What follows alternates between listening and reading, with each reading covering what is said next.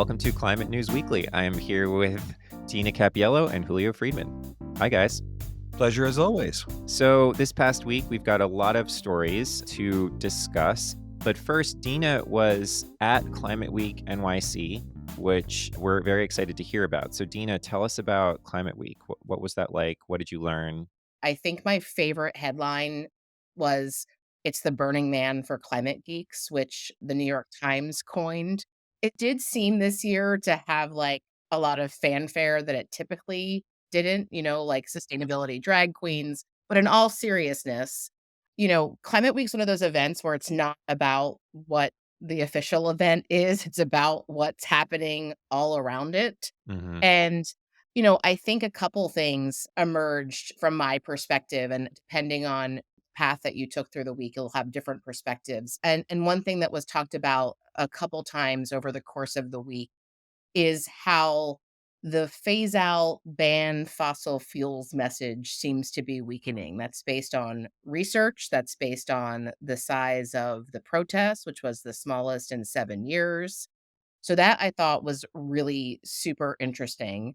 Why is that? And can you explain how it's weakening, in which direction? That it's not resonating with a big variety of audiences, and there was a lot of, discussion, James, as to why. Hmm. That was all conjecture. I can guess, which is, from the protest civil disobedience side, how much change has really happened with fossil fuels given those protests, what impact have they driven? And then I think like a growing realization, and this is definitely my organization's view, that we can't turn this spigot off overnight.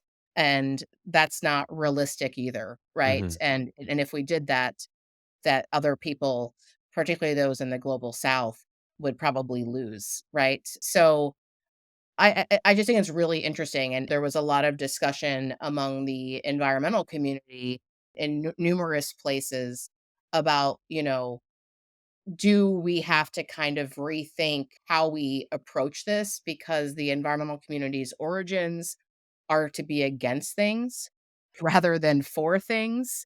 And as you know, RMI is a very pragmatic, forward looking organization. So that maybe I'm picking this because it kind of verifies our approach. I think the other thing that emerged, obviously, we had the finance principles that the Treasury Secretary announced at the event. In the beginning of the week, you had the huge announcement from Bloomberg Philanthropies. Mike Bloomberg's on the stage with Gina McCarthy talking about his campaign. What is that? He's doubling, so, he did the Beyond Coal campaign, which was focused on coal-fired power plants.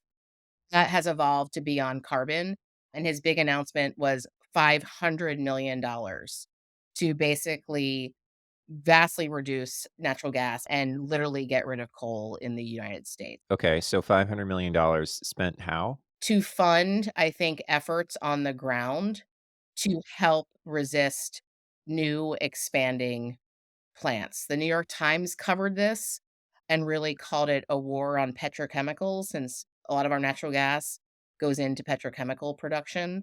So it was a huge announcement on Monday. And then finally, I just think that there is a huge opportunity, particularly with methane.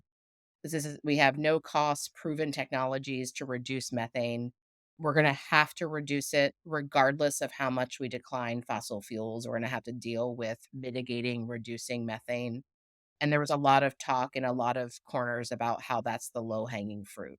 So Hmm. those are, I mean, like, those are my top level reflections. Again, depending on who you ask, you're going to get a different set of reflections just because it's one of those kind of like choose your own adventure kind of events. Great. Julio, any thoughts on any of those items? Yes. So for starters, I'm glad to hear that the polling is in on this. I think it's sort of a distinction without a difference. We'll come back to that when we talk about China, but Hmm. you can't actually phase out without phasing down first. Like Hmm. it's kind of where we're at.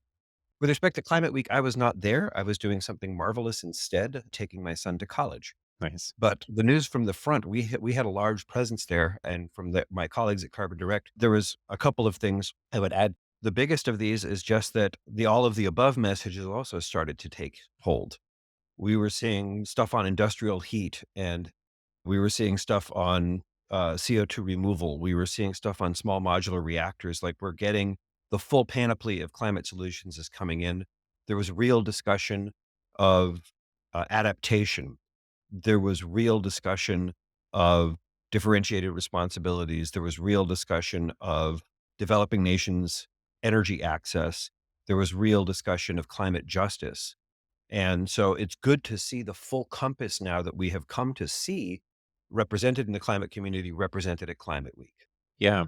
So next up, the IEA revised 1.5 scenario that they've published. And so let's talk about this. So, first of all, what was the first 1.5 scenario?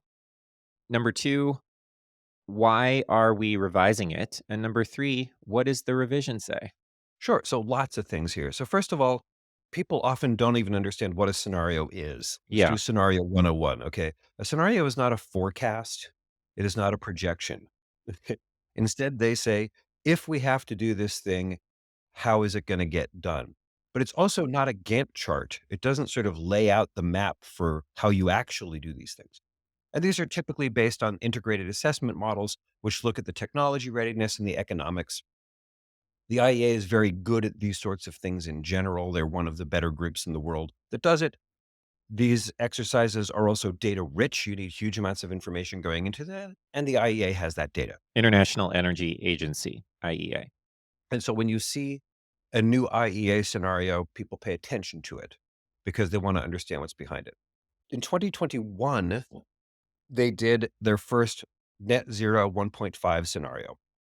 And by that, it is 1.5 by the end of 2100, and it is net zero by 2050. So the scenario has those as constraints. You have to be net zero by 2050. Okay, so and then so how does it say we do that? Right. So they published this scenario and then they updated it 2 years later. And they updated it 2 years later because a lot's happened in 2 years. They have better data on electrification and renewable build out. A lot of policy measures have passed around the world. So we have EV information that we didn't have before. And so they were like, let's get an update on this. So a couple of things are sort of counterintuitive, but they're what you see. One of them is that emissions go up because we've delayed, actually. One of the things this means, though, is that the time window is smaller.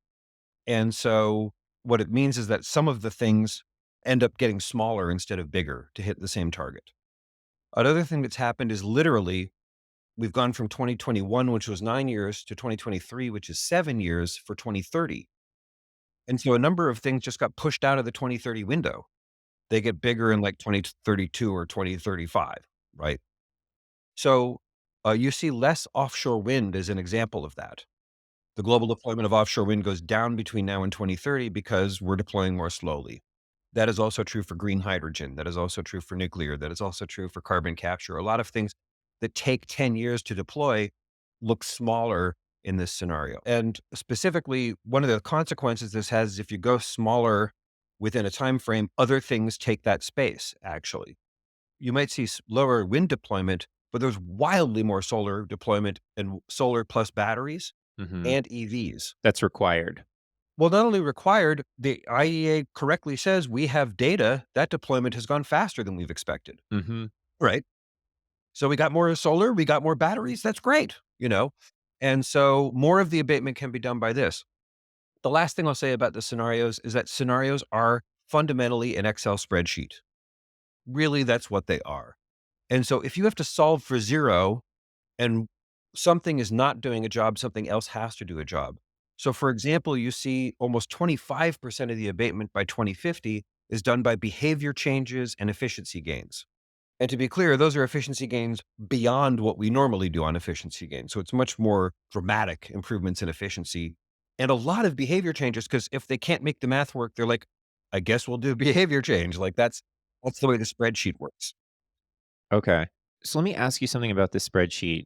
Is the scenario based on, I guess, to what degree is the scenario based on things we know are possible based on historical rates of change and deployment? And to what degree are things, well, we must do these things in order to achieve them, but we don't know how? Like how much of each is in this special sauce of a scenario? Yeah, it ends up being a mix of both, and those end up getting described by the modules that are in the scenarios. So, for example, in the scenarios, transmission build out is frictionless. It just happens. It doesn't speak to the plausibility of such things. But if there is actually a non-availability of something like copper, a scenario might put that in as a limit and say, hey, there's not copper, we can't build the transmission. Yeah. And for a given module, they might have an arbitrary cap for like on biofuels. They might say, hey, there's not enough land, so we got to stop biofuels here, Hmm. you know? So it's kind of a mix of these things. Importantly, and this is something to understand about a scenario, it's not, like I said, it's not a forecast, it's not a projection.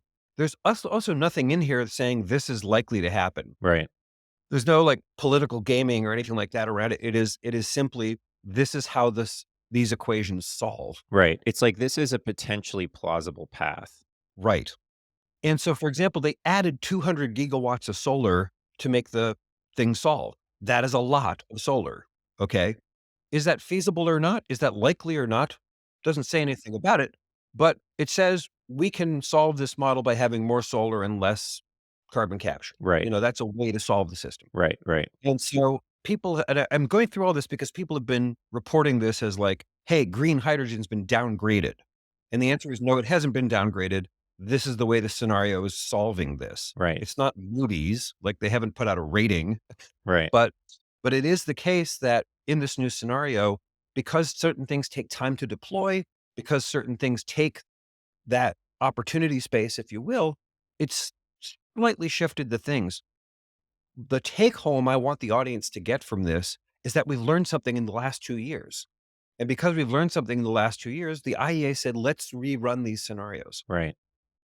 And so we've seen a different sort of mix in the bouillabaisse for how to solve for 1.5. But listen, I mean, there's other people that are doing these scenarios besides the IEA, right?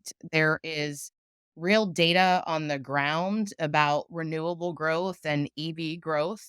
We have historical examples that are not in the energy space of exponential S curve growth, right? That have happened in the past. And so when we looked at it at RMI, and this is my colleague, Kingsmill Bond, who you interviewed, James, you know, I mean, his overall headline of this, and again, it is a scenario, right? Is that the energy transition, there's a chance to get to 1.5 degrees. We've known that, right? We can argue about how big of a chance. I think it's about 50-50. They're due to the rapid growth in clean energy. And you know, what this kind of said is we have a lot of the tools that we need. They just need to be deployed, including efficiency, solar, wind, batteries, EVs, heat pumps, green hydrogen. One of the keys is to triple renewables development, right? And double efficiency, right? As well as speeding up electrification and cutting methane. So we looked at this, the overall headline, as this is portraying like a better picture than the IEA has in the past. And the IEA has come under a lot of criticism for how it does its calculations and its assumptions, and has been pretty pessimistic in the past.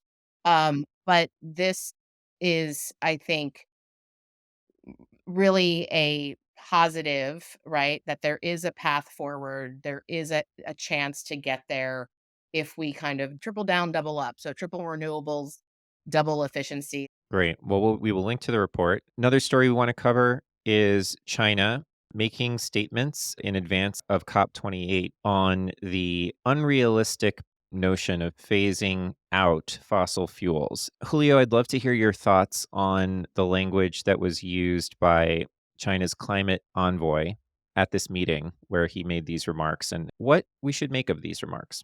Right. So let's start by saying there's nothing new here. This is the kind of negotiation that China has done for a very, very long time. Right.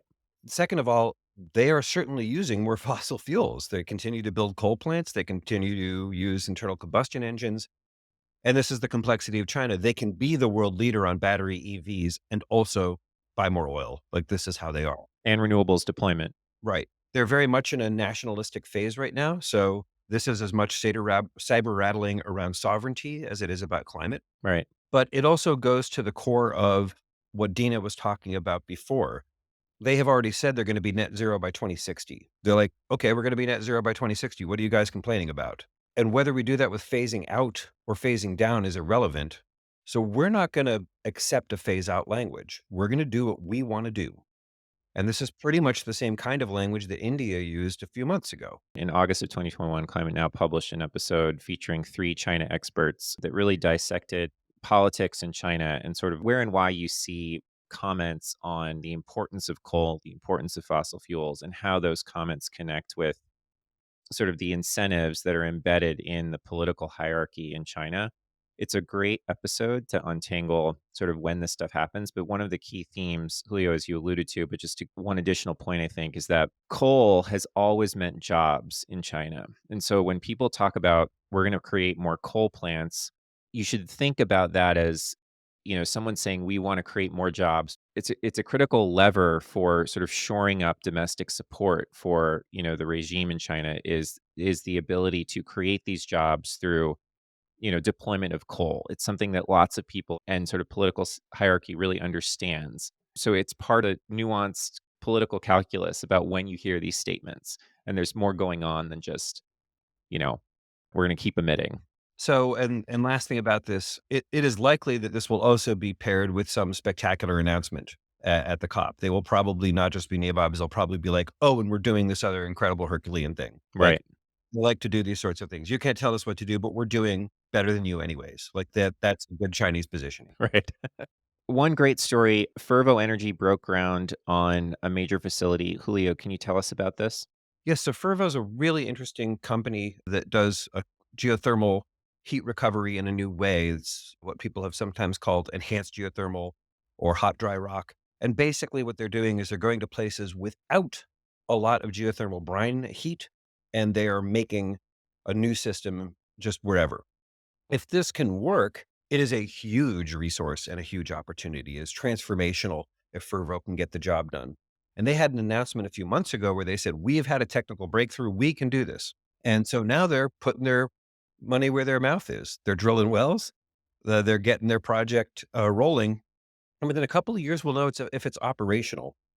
As a geologist, as somebody who's worked on geothermal systems before, what they're trying to do is really, really hard. Hmm. It's really hard. So I don't know if they're going to succeed or not, Hmm. but all eyes are on Fervo. And if they do it, it will be incredible in terms of the opportunity space for geothermal production. And to put some numbers around that, and correct me, Julio, if I'm wrong here, but I believe some estimates if it does work, peg the total capacity of geothermal in the United States at 90 gigawatts by 2050 if it's built out in an aggressive way, if it works and is built out quickly, which, total capacity in the US in terms of energy generation is about 1,200 gigawatts today, putting this at, a little under 10% if this were, not counting, of course, how that's going to increase over time, but it's a substantial portion. It's up to 10% potentially of our total generative capacity if it works. Right. So there's a lot of ifs in there. Lots of But the ifs. bottom line is that geothermal has been one of these unloved opportunities. It really could deliver big, but it's really hard. And it's hard because of capital cost. It's hard because it's tough to get the heat out of the ground. And Fervo's the best we've seen in a very long time to try to do this. So I'm excited and I wish them well. Yeah, and it's also very interesting in the context of these IEA scenarios, like where we have these potential for these breakthrough technologies and ways of doing things that are probably not contemplated in those scenarios, and yet we're talking about them because they're happening. Right. All of these scenarios are limited by their priors. They have inputs, and it's not a fault. It's just the way they're built. It's what it means. But if we had a breakthrough, for example, on sustainable aviation fuel, Hmm. it would take a few years before that enters the scenarios. Yeah, Same thing for geothermal, same thing for high altitude wind. Like the way that these things are modeled, again, they're not forecasts, they're working with what they have. right. I look forward to including all of these things we like so much into the future round of scenarios. That's right. Thank you so much, Julio and Dina, for joining us today, and it's great to see you guys. That's it for this week's episode of Climate News Weekly. We hope you'll join us next week.